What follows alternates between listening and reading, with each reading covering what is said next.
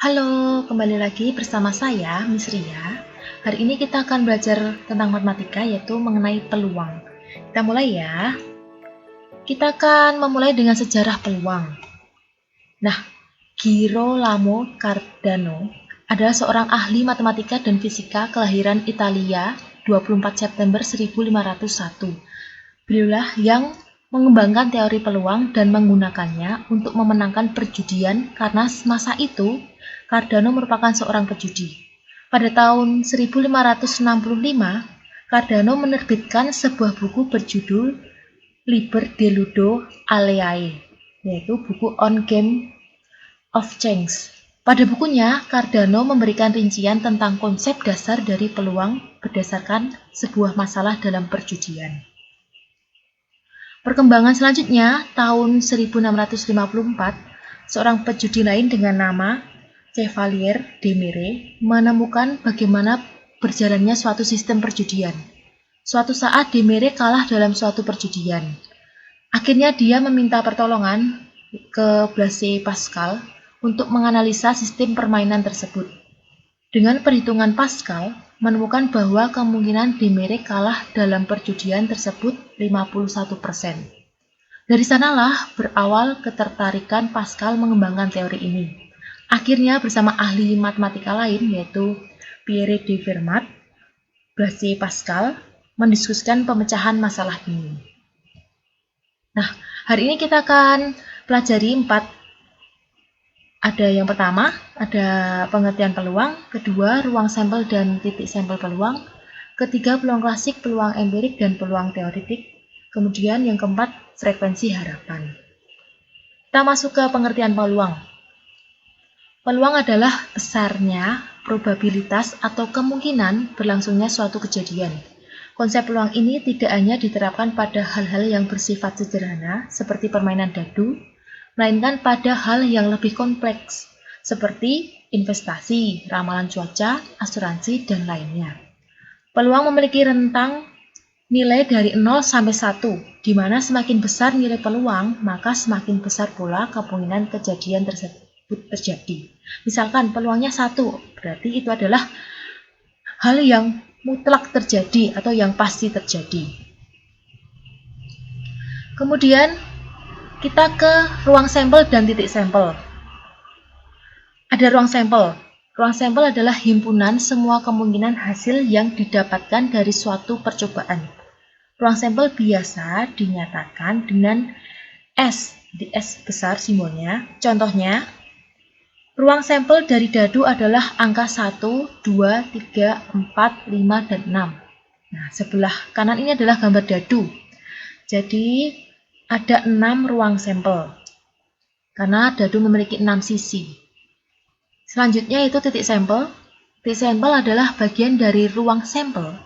Contohnya adalah saat kamu melemparkan satu buah dadu.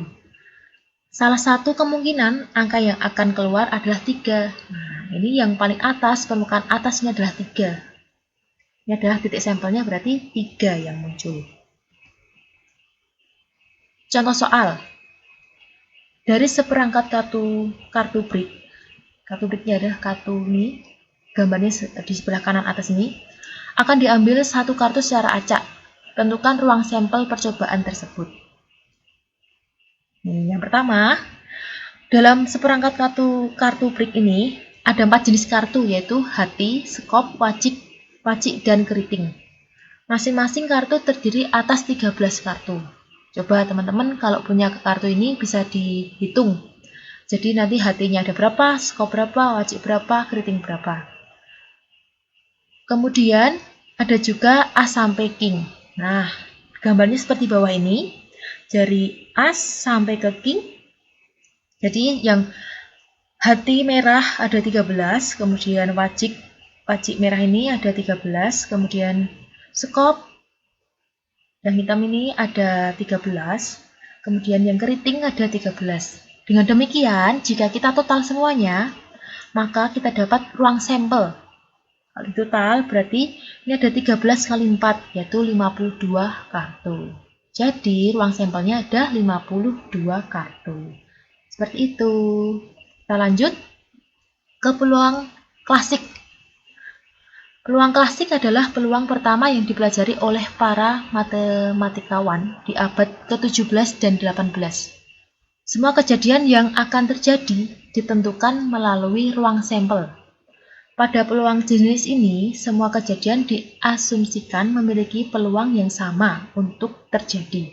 Misalnya, kamu mengambil satu kartu brick, masing-masing kartu brick ini kamu ambil memiliki peluang yang sama, yaitu 1/52. Karena tadi ruang sampelnya itu 52. Untuk menentukan peluang kejadian A, kita misalkan kejadian A ya, kamu harus membandingkan antara banyaknya kejadian A dan banyaknya keluaran pada ruang sampel. Secara sistematis, kejadian A ditulis sebagai berikut. Nah, ini PA ini yaitu peluang kejadian A. Yang di kursor ini sama dengan NA/NS. Keterangannya di sebelah kanan. PA yaitu peluang kejadian A. NA, N kecil ya, yaitu banyak anggota dalam kejadian A. Kemudian NS yaitu banyak anggota dalam himpunan ruang sampel. Nah, ini untuk peluang klasik. Contoh soalnya, dari seperangkat kartu brick akan diambil kartu merah bernomor 10. Ingat, kartu merah bernomor 10. Tentukan peluang terambilnya kartu merah bernomor 10. Nah, seperangkat kartu brick terdiri dari 52 kartu. Berarti ruang sampelnya ada 52 kartu.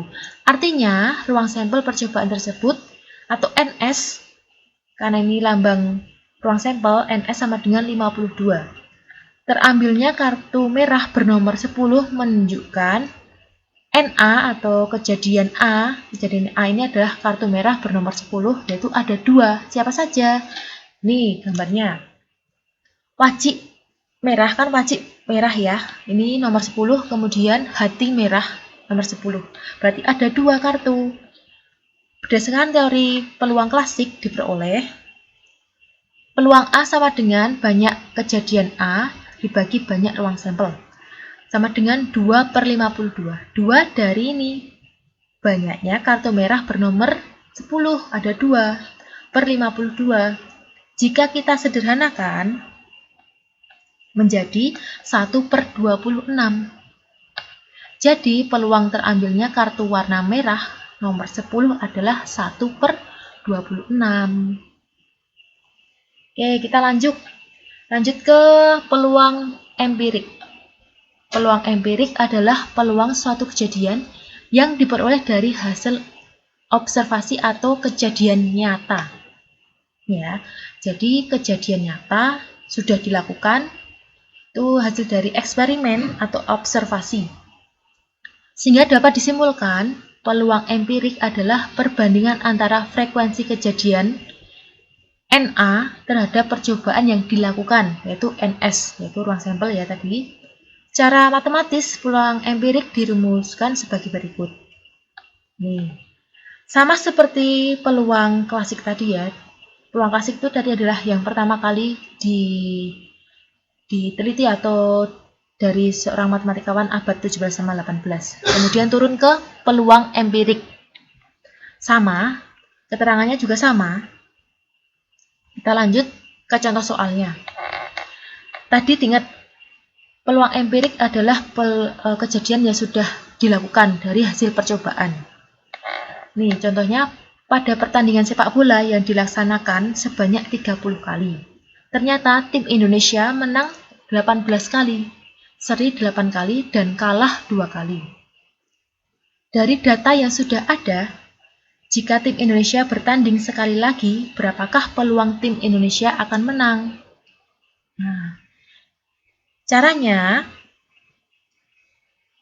pertandingan sepak bola dilaksanakan 30 kali. Berarti, ruang sampelnya, NS-nya sama dengan 30. Sedangkan tim Indonesia menang sebanyak 18 kali. Berarti, NA-nya sama dengan 18. Peluang tim Indonesia menang, yaitu PA sama dengan 18/30. Berarti banyaknya menang dibagi ruang sampel. kita sederhanakan menjadi 3/5. Jadi peluang Indonesia menang yaitu 3/5. Ini peluangnya. Peluang bisa dituliskan dengan pecahan seperti ini, pecahan biasa, atau bisa dituliskan dengan desimal atau koma. Misalkan 0, berapa gitu ya. Boleh sama saja. Kita lanjut, yaitu ke peluang teoretik. Peluang teoretik adalah perbandingan antara frekuensi kejadian yang diharapkan terhadap frekuensi kejadian yang mungkin atau ruang sampel.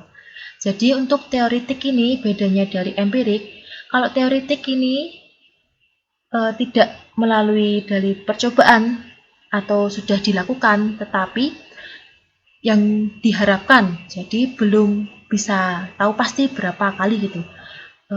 Jadi hanya diharapkan, baru diharapkan gitu ya. Biasanya peluang teoretik digunakan saat percobaan yang dilakukan hanya 1 kali. Rumusnya sama, nih kita lihat. Keterangannya juga sama, nih.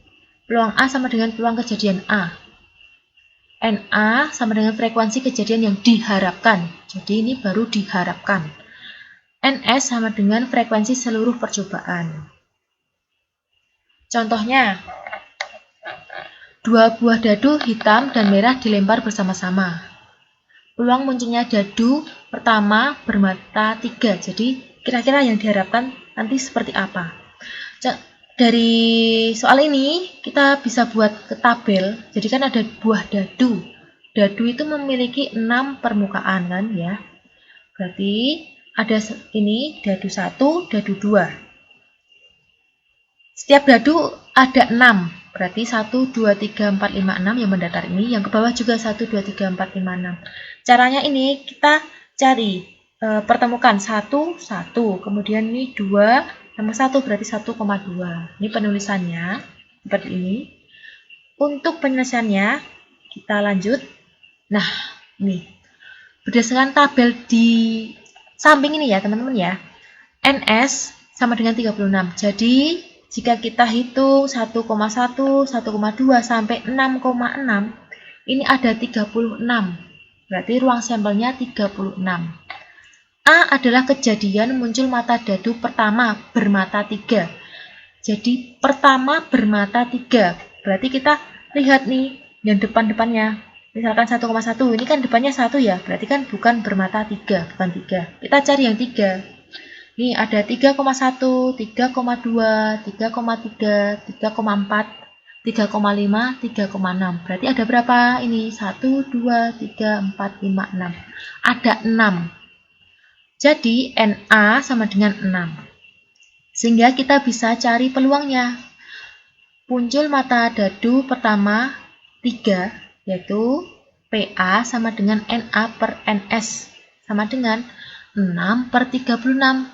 Kita sederhanakan jadi 1/6. Jadi peluang munculnya dadu pertama bermata 3 yaitu 1/6. Oke, ini untuk contoh soal peluang teoretik ya teman-teman ya. Kita lanjut tentang frekuensi harapan. Nah, frekuensi harapan merupakan kemungkinan banyak kejadian yang muncul jika dilakukan percobaan secara berkali-kali atau perkalian antara banyaknya percobaan dengan peluang suatu kejadian. Secara sistematis atau matematis, frekuensi harapan dari suatu kejadian A pada percobaan sebanyak N kali dapat dihitung dengan menggunakan rumus FH sama dengan N kali PA. Ini keterangannya, FH yaitu frekuensi harapan, PA peluang terjadinya kejadian A, N banyaknya percobaan yang dilakukan. Satuan dari frekuensi harapan yaitu kali. Supaya lebih paham, kita akan ke contoh soalnya. Nih, kita melemparkan sebuah dadu sebanyak 180 kali.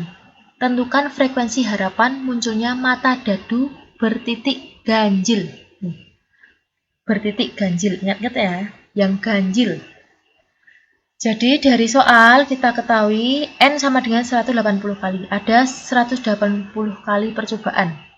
Dan ruang sampelnya dari dadu tersebut Karena ini satu dadu, yaitu ada 1, 2, 3, 4, 5, 6. Sehingga semuanya ini ada 6. NS-nya 6. Maka peluang munculnya mata dadu yang bertitik ganjil, kita misalkan K, kejadiannya yaitu, berarti kalau ganjil itu 1, 3, 5. Oke, karena ruang sampelnya sampai 6, berarti yang ganjil hanya 1, 3, 5. Jadi NK, banyaknya kejadian K, yaitu 3. Ini kan ada 3 anggota ya, ini 3. Maka peluang K sama dengan NK per NS. Sama dengan 3 per 6. Kita sederhanakan jadi 1 per 2. Kemudian frekuensi harapan, munculnya muka dadu bertitik ganjil, yakni FH sama dengan peluang K kali N. Titik itu bisa kali ya. FH sama dengan 1 per 2 kali 180 kali. Hasilnya 90 kali. Jadi frekuensi harapannya yaitu 90 kali. Ini hasilnya teman-teman. Oke, kita akan lanjut ke selanjutnya. Nah, teman-teman akan mencoba mengerjakan soal latihan. Silahkan persiapkan buku tulis, alat tulis. Untuk setiap soal diberikan waktu 5 menit untuk mengerjakan. Selamat mencoba. Baik, coba silahkan kerjakan soal nomor 1 ini. Pada sebuah kantong terdapat 40 kelereng dengan warna merah 16 buah, hijau 8 buah, dan sisanya berwarna biru. Kemudian diambil 1 buah kelereng secara acak. Tentukan peluang jika yang terambil adalah kelereng biru. Dari cerita ini atau soal nomor 1, ini adalah contoh peluang teoretik. Ya. Oke, kita langsung ke bahas saja ya. Nah, nanti teman-teman bisa mengerjakan dulu 5 menit, baru bisa play video selanjutnya di penyelesaiannya. Dilihat apakah benar tadi jawaban yang dikerjakan oleh teman-teman. Kita cocokkan ya. Oke, banyaknya seluruh kelereng ada 40, berarti ini ruang sampel atau NS 40. Jumlah kelereng merah ada 16, hijau ada 8. Kemudian kita cari dulu nih biru, karena di soal belum tahu tadi. Biru berarti, atau banyaknya biru sama dengan 40 dikurangi 16 kurangi 8, berarti sisanya 16. Sehingga kita bisa cari peluang terambil kelereng biru, yaitu 16 per 40. Kita sederhanakan jadi 2 per 5. Jadi peluang terambilnya kelereng warna biru yaitu 2 per 5. Oke, ini contoh soal soal latihan 1. Bagaimana, benar atau salah dari pekerjaan teman-teman? Semoga benar ya. Oke, kita lanjut nomor 2. Ini ada uang koin 200 rupiah. Soalnya ini, Adam dan Alfredo sedang melakukan percobaan dengan menggunakan 2 buah uang logam di atas. Mereka melempar 2 buah uang logam itu sebanyak 30 kali. Kemudian mereka mencatat hasilnya sebagai berikut. Jadi ada 2 uang logam ya, koinnya. Nih, uang pertama, logam pertama, kemudian logam kedua. Kemudian ini keterangan dan frekuensi. Ini hasil percobaannya. Jadi nanti yang muncul angka-angka berapa, angka gambar berapa, gambar angka berapa, gambar-gambar. Ini setiap kolom percobaan koin logam 1, logam 2. Keterangannya jadi A, A ini maksudnya karena dia angka-angka, maka A, A. Nah, munculnya angka-angka yaitu 10 kali. Frekuensi itu adalah banyaknya. Jika ditotal, frekuensinya ada 30. Pertanyaannya, tentukan peluang empirik munculnya kedua buah uang logam yang sama. Oke, kita coba lihat caranya. Nah, ini dari hasil percobaan, karena pertanyaannya 2 buah yang sama, yang muncul sama, berarti kembar, berarti AA dan GG. Kita lihat frekuensinya 10 AA, GG 6. Maka jika mereka ditambah, jumlahnya 16. Keseluruhannya ada 30. Berarti peluangnya kedua buah logam sama yang AA dan GG 16/30 hasilnya 8/15. Jadi peluang munculnya kedua buah uang logam sama yaitu 8/15 nih ya. 16/30 sama dengan 8/15. Oke, kita lanjut ke soal nomor 3. Pada pelemparan dua dadu setimbang bersamaan, misalkan K adalah kejadian muncul jumlah mata dadu sama dengan 6. Nih, jumlah mata dadu sama dengan 6. Peluang kejadian K adalah, ini dua dadu ya.